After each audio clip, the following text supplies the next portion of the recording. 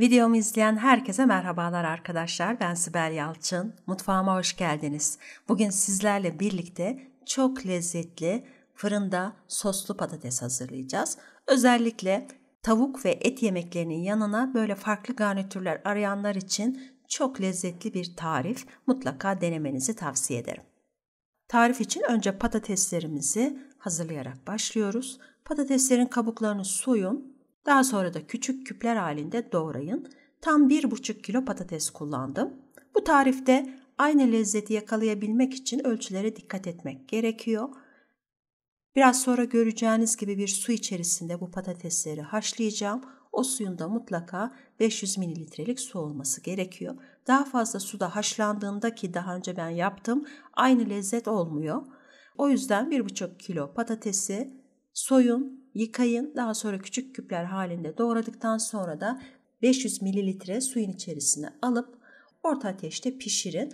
Su üzerine geçmiyor patateslerin. Bu sizi endişelendirmesin. Patatesin pişmesi için gayet kafi, gayet yeterli geliyor.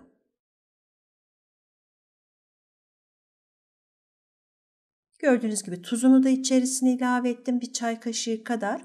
Şimdi ocağa aldım. Önce kapağı kapalı olarak kaynamaya başladıktan sonra da tencereden suyun taşmaması için kapağı yarım açık bırakarak patatesleri haşlıyorum. Patateslerim pişti. Şimdi artık fırında pişireceğim kabın içerisine alacağım. Vermiş olduğum bu ölçü için kare cam tepsi kafi geliyor veya cam kullanmak zorunda değilsiniz. Bu boyutta farklı bir tepsi içerisinde pişirebilirsiniz. Gördüğünüz gibi kevgir kaşıkla suyunu süzdüre süzdüre tepsime eşit bir şekilde patatesleri yayıyorum.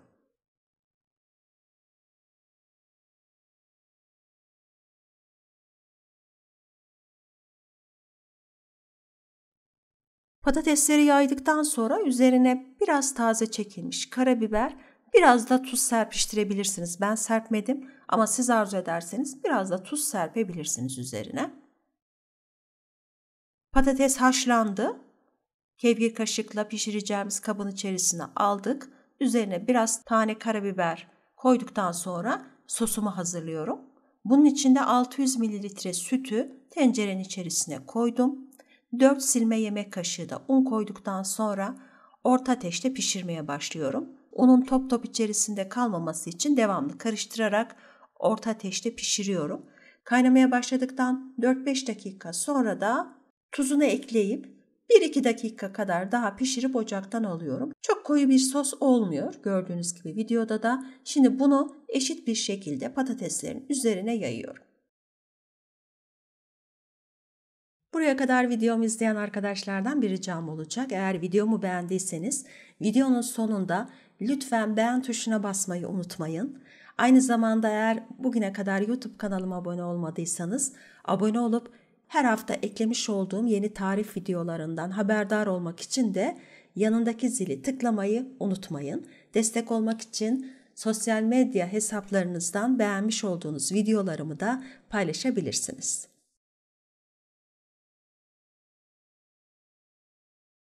Ben üzerine yaklaşık 1,5 su bardağı kadar kaşar peynir rendesi kullandım. Daha fazla da kullanabilirsiniz. Yine kaşar peynir rendesini de tepsinin üzerine eşit bir şekilde yayıyorum. İsterseniz bu şekilde tüm hazırlıklarını yapıp akşam fırına verebilirsiniz veya tamamen pişirip akşam yemekten önce ısıtma işlemi yapabilirsiniz. En son olarak kaşar peynirini üzerine yaydıktan sonra da pul biberli bir tereyağı hazırlayacağız. Bunun için 50 gram tereyağını tavamın içerisine aldım. İsterseniz tereyağı yerine zeytinyağı da kullanabilirsiniz. Tereyağı eridikten sonra içerisine pul biberini koyup hemen ocaktan alacağım. Çünkü fırında da bir pişme işlemi var. Fırında da pişerken pul biberin yanmasını istemediğim için tereyağı eridikten sonra pul biberini koyup hemen ocaktan alıyorum yağı. Şimdi eritmiş olduğum yağı da eşit bir şekilde tepsime yayacağım.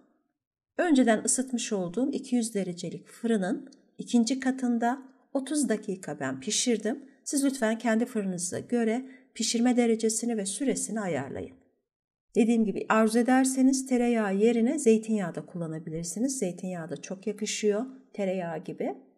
Evet, 200 derecede 30 dakika pişirdim ve sıcak sıcak servis etmenizi tavsiye ediyorum. Çok lezzetli fırında soslu patatesimiz hazır. Umuyorum videomu beğenmişsinizdir. Buraya kadar izleyen herkese çok teşekkür ediyorum arkadaşlar. Bir dahaki videoya kadar kendinize çok iyi bakın. Sağlıkla, sevgiyle kalın.